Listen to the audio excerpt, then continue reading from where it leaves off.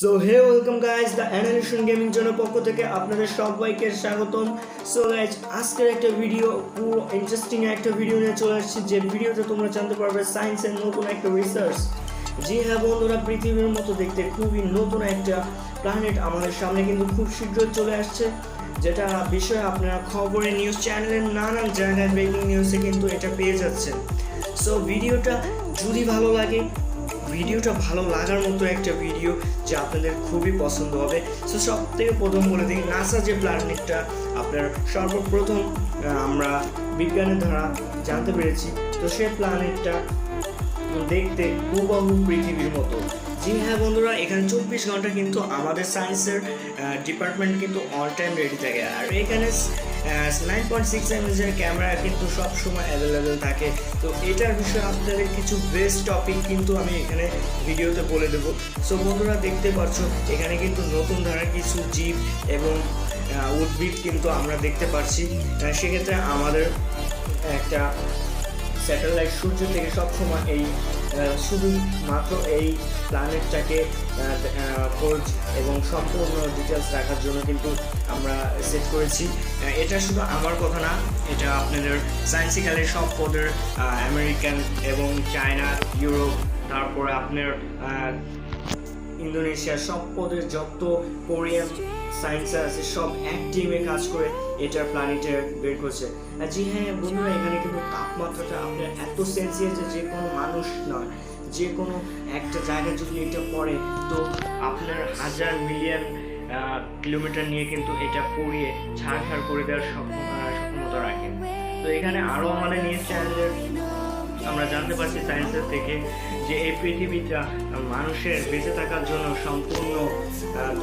সম্পূর্ণভাবে সেফ। তো এখানে টাইম জোনের বিষয়ে আমি বলে দিই, এখানে কিন্তু পৃথিবীর নিয়ন্ত্রণে আমরা 24 ঘন্টা একদিন দেখতে পারি। তো সেক্ষেত্রে আপনারা কিন্তু এই পৃথিবীটাই হুবহুই আলাদা। যখন আমাদের পৃথিবীতে সব জায়গায় দিন থাকবে, তো সেখানে পৃথিবীতে রাত থাকবে। জি হ্যাঁ, এটা গ্রহটা আপনার পুরোপুরি বর্তমানে লাল করে দেখানো হচ্ছে। লাল পৃথিবীটা যেখানে আপনার নতুন মার্কস আপনারা দেখতে পাচ্ছেন, এটা হলো অ্যাড্রেসটিভ হিউম্যানস, যেখানে আপনার মানুষের জীবনে ধারণা বা একটা জীব যন্ত্র বেঁচে থাকার জন্য খুবই সুন্দরভাবে বায়ু মাত্রা এখানে থাকে। তো সেক্ষেত্রে আমরা দুটো প্ল্যানেটের থেকে দূরত্ব কিন্তু আপনার খুব একটা দূর না, যেখানে পৌঁছতে আপনার হয়তো 10 থেকে 12 বছর লাগতে পারে। তো এটা সায়েন্সের কাছে খুবই একটা কমন বিষয়, কিন্তু যে কোনো সাধারণ মানুষের ক্ষেত্রে কিন্তু এটা খুবই বড় একটা বিষয় হতে চলছে। তো সব বন্ধুরা, এখানে সূর্য থেকে সম্পূর্ণ তাপমাত্রা, পৃথিবীতে যতটা আমরা তাপমাত্রা দেখতে পাচ্ছি তার থেকে কিন্তু মিডিয়াম তাপমাত্রা, যেখানে শীত যেমন প্রয়োজন আছে, সূর্য তাপ যেমন প্রয়োজন আছে, এখানে কিন্তু সব মিডিয়াম আছে। তো সেক্ষেত্রে কিন্তু এখানে মানুষ, আমাদের পৃথিবী থেকে যদি একটা মানুষ ওখানে যায়, তো সেখানে তার জীবন যুদ্ধে কিন্তু সে আরও বেশি কয়েকটা দিন বেঁচে থাকবে বলে আমরা আশা করি, কেননা সেখানে অক্সিজেন সম্পূর্ণ আপনার সেভ আছে।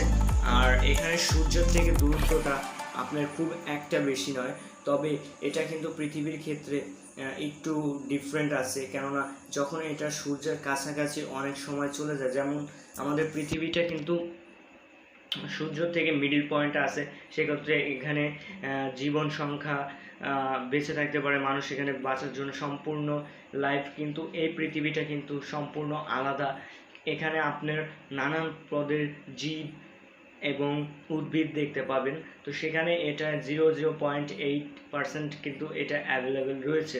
তো সেক্ষেত্রে সূর্যের কাছে এটা যখন প্রবেশ করবে, তো আশা করি খুব একটা সমস্যা এই নাসা প্ল্যানেটে হবে না। তো সেক্ষেত্রে সায়েন্সের অন্য একদিকে ক্যাপলার 8.6f দেওয়া ছিল, যেটাকে এখন চেঞ্জ করে আপনার 1868 দিকে দেওয়া হয়েছে। তো এখানের উদ্ভিদ, তারপর আপনার জীবজন্তু সম্পূর্ণ টোটালি কিন্তু আমাদের পৃথিবীর থেকে আলাদা। তো সেক্ষেত্রে এখানে কিন্তু সব থেকে একটা টপিকের বিষয় আছে, যখন একটা মানুষ এই গ্রহতে প্রবেশ করবে এবং থাকতে লাগবে, যেমন আমাদের পৃথিবীতে 24 ঘন্টায় একদিন হয়, ঠিক এদের এখানে আমাদের পৃথিবীর বরাবরই 1 বছরে ওখানে 1 দিনের সমান হয়। তো সেক্ষেত্রে এই পৃথিবীটা কিন্তু একটা মানুষের মস্তিষ্ককে একদম খারাপ করে দিতে পারে। সেই জন্য এটা হয়তো পৃথিবীর মানুষের অভ্যস্ত হতে খুবই কষ্ট হবে। তো এখানে 1649 সেলসিয়াস তাপমাত্রা কিন্তু এখানে থাকে। তো সেক্ষেত্রে এটা পৃথিবীর মতোই, কিন্তু কিছু কিছু অংশে পৃথিবীর থেকে এটা একটু বেটার পারফরমেন্স আপনারা দেখতে পারবেন। তো সেক্ষেত্রে এখানে দেখতে পাচ্ছেন এটার থেকে এটা কিন্তু এটা নাসা থেকে আমাদের প্ল্যানেট কিন্তু সম্পূর্ণ আলাদা, এবং একটু হলেও এই প্ল্যানেটটা কিন্তু বড়। যেখানে আমাদের পৃথিবী, সংক্ষেপে বলি, যেখানে আমাদের পৃথিবী 14 কোটি মানুষ বাস করতে পারবে, ওখানে 48 কোটি এবং তার থেকে অধিক মানুষ কিন্তু বাস করতে পারবে, যেটা আমি আপনাদের সংক্ষেপে ক্যালকুলেটর দ্বারা বোঝাতে পারছি। তো সেক্ষেত্রে এই পৃথিবীতে জীবের বেঁচে থাকার সক্ষমতা কিন্তু সব থেকে বেশি থাকবে। তো যেমন এখানে কিন্তু বায়ু দূষিত নেই, এবং এখানের বায়ুটা এখানে কিন্তু এখানে পৃথিবী থেকে কিন্তু একটা জিনিস খুবই আলাদা, যেটা হচ্ছে এই ভিডিওর সব থেকে মজার এবং সব থেকে মেন টপিক। সেটা হলো কি, এই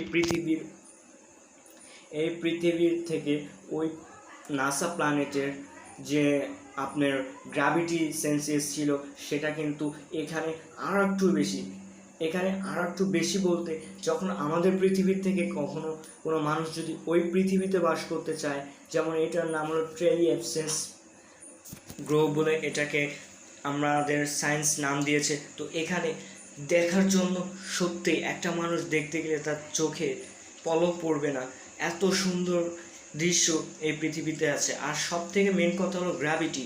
যখন আমাদের পৃথিবীর একটা মানুষ এই গ্রহতে প্রবেশ করবে, তো তখন তার বডির, যদি কোনো ব্যক্তির শরীরে 60 কেজি ওজন থাকে, তখন সে ওখানে ফিল করবে 30 কিলো।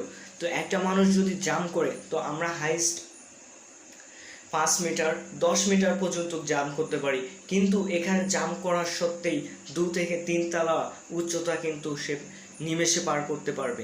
জি হ্যাঁ, আর এখানে শরীরের দিক থেকে ব্যথার সক্ষমতা থাকে, যেমন যে কোনো দ্বারা আমাদের পৃথিবীতে ব্যথা অনুভব হয় বেশি, তো এখানে কিন্তু তেমনটা খুবই কম। যদি আপনি 100 তলার উপর থেকেও যদি নিচের দিক পড়তে আসেন, তো সেখানে আপনার বডির ভার কিন্তু থাকবে একদমই কম, সেটা আপনার স্লো করে কিন্তু গ্রাউন্ডে অ্যাটাচ হবে। তো সেক্ষেত্রে এটা খুবই ইন্টারেস্টিং এবং একটা মজার পৃথিবী। যেখানে আমি পৃথিবী বলছি কেন এটা পৃথিবীর মতোই, কিন্তু এটা আলাদা একটা নাম আছে, যেমন নাসা, এটা তেমন দেওয়া আছে ট্রেলিফ্রিয়েজের জন্য এর জন্য নামটা এই জন্য দেওয়া হয়েছে। সেটার কারণ একটাই, এটা বিজ্ঞানের সব থেকে বড় খোঁজ, যেটা কখনো আমাদের পৃথিবী যদি ধ্বংসের পথে থাকে, তো বিজ্ঞানের কথার অনুযায়ী, বিজ্ঞানের সায়েন্সের উপর ভরসা করে আমরা এখানে আবার নতুন করে মানব জাতির নতুন ইতিহাস তৈরি করতে পারবো। তো সেক্ষেত্রে এই পৃথিবীর কিছু দর্শনীয় স্থান কিন্তু আমরা দেখিয়ে দেব। এখান থেকে 24টা ঘন্টা অন্য গ্রহ দেখা যাবে, সেটা দিন হোক বা রাত হোক। এবং এখানে জুপিটার, নাসা এবং ওয়েদার্স, কমেটস, এভরিথিং কিন্তু আমরা এটাকে আরও টোটালি জানতে পারবো।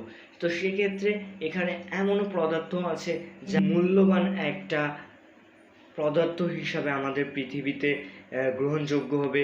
যেমন এখানে বিজ্ঞানের সব থেকে বড় সম্মানীয় ব্যক্তি এটাকে রিসার্চ করে দেখেছেন, যেমন এটা আমাদের পৃথিবীতে গোল্ড একটা সব থেকে দামি, এবং তারপরে সব থেকে দামি হচ্ছে ডায়মন্ড।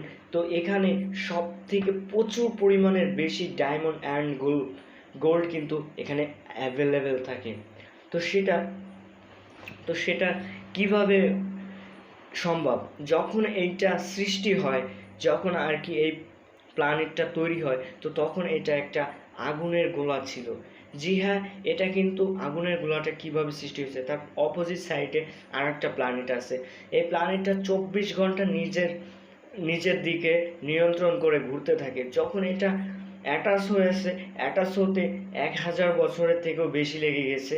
যখন এটা অ্যাটাচ হয় তো বড় একটা বিস্ফোরণ দেখা যায়, যেটার মাধ্যমে পুরো প্ল্যানেটটা একটা লাভায় পরিণত হয়।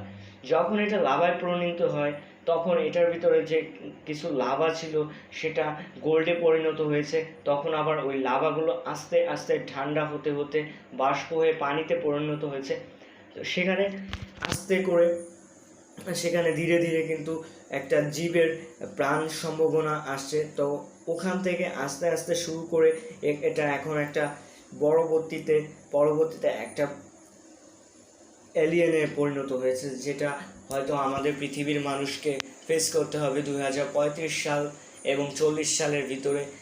এমনও আশঙ্কা করা যাচ্ছে যে 2035 সালে বা 40 সালে হয়তো আমরা এর সম্মুখীন হতে হবে। তো আশা করি বন্ধুরা ভিডিওটা খুবই ভালো লেগেছে। যদি ভালো লেগে থাকে তাহলে লাইক করবে এবং এমনই ইন্টারেস্টিং ভিডিও পাওয়ার জন্য আমাদের অ্যানালিসন গেমিং জোন চ্যানেলকে সাবস্ক্রাইব